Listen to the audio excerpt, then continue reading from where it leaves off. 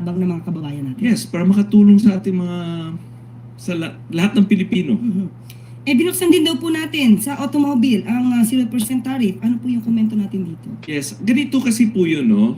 Katulad ng sinabi ko kanina, tinignan natin ano yung mga industriya natin sa Pilipinas. At yung mga industriya natin na gumagawa tayo ng mga bagay, pinotektahan po natin yan. Alam naman po natin, hindi tayo gumagawa ng kotse. Hindi naman tayo gumagawa ng automobile sa Pilipinas. So by opening the automotive or car sector to the US, wala po tayong sinaktan dito sa atin. So wala maaapektuhan dito sa atin. Yan talagang punto namin. Ang maraming akala na ewan ko ano mga inaakala nila na maraming masasaktan dito sa Pilipinas. Hindi po, kasi ang mga sectors na inopen natin, wala tayong masasaktan na industriya dito. Yun hindi natin pinoproduce. Yes po. Yes po. Or we produce in very, very, very, very little quantity.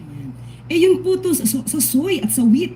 Ayun din po. O bakit po? Yun din po. Following the same principles po. Hindi naman tayo gumagawa ng soya dito. Hindi naman po tayo gumagawa ng wheat dito. Kaya mabilis tong buksan. Yeah, so same principle, pareho yung prinsipyo po. Pagka pinasok po at 0% tariff po yung wheat and soy, sino po yung makikinabang? Unang-una po, ang wheat, bababa po ang presyo ng mga pandesal, ng mga tinapay sa Pilipinas, no? Ang soya naman po, ito po ang feed material po ng ating mga pork, mga baboy, mga manok. Ito po yung, tsaka po yung mga isda. Ito po yung feeds na kinakain po ng mga hayop that we produce domestically. Mas makakatulong pa rin po pala. Ay, syempre po. Sa magsasaka, sa mga mangingisda natin. Yes, ma'am.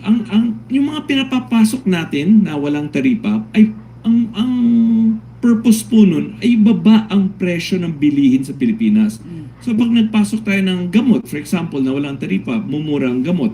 Pag nagpasok tayo ng feeds dito na mura, mumura din ang presyo ng baboy, presyo ng manok, presyo ng isda. Ganun po yun. So, ang pinapapasok natin, ang mga pagbaba ng presyo ng mga bilihin. Opo. Ayan. Maliban po sa tariff cut, ano pa po ba ang nakuha natin sa US trip ni Pangulong Marcos Jr.? Nabanggit na po ni Presidente na nakakuha pa tayo ng suporta ng Luzon Economic Corridor. May additional po yatang mga $15 million na ibibigay ang Amerika sa atin. Tapos po sa mga mga private meetings din po, maraming private meetings po si Presidente. He met over 10 companies and organizations from the United States sa biyahe niya. Okay, maganda rin po pala ang nag-idulot ng US trip na to ng Pangulo.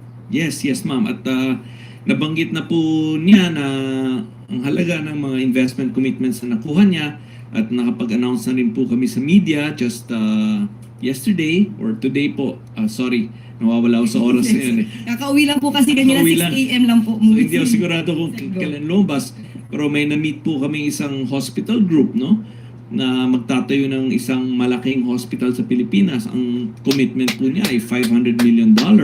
So ano po talaga to? World-class hospital. BBM lang sa kalam. Facilities po.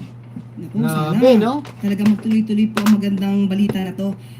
Sekgo, sa mga private business meetings naman po, ano po ba yung nakuha natin? Maliban po, yan na po ba yun? Marami po tayo. Kababayan, maraming salamat sa lahat, no? Napanood na rin natin kung ano po yung talagang nangyari, no, sa pagbisita ng ating Pangulong Bongbong Marcos doon sa US, na kung saan mga kababayan talagang hinangaan si PBBM, no?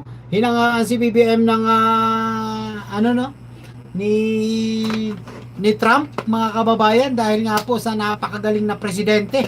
At ito nga po ang talagang daladala niya sa kanyang pag-uwi, yung talagang marami pong good news sa ating mga kababayan. Kaya huwag tayo maniniwala sa mga fake news, mga kababayan, yung mga nagpapakalat ng fake news dyan. Lagi nating suriin ang mga video na pinapanood natin. Maraming salamat. God bless everyone. Hanggang dito na lang ang aking live. At isang mapagpalang hapon po sa lahat. No? Abangan po natin yung mga update pa sa mga susunod. God bless everyone. Bye-bye.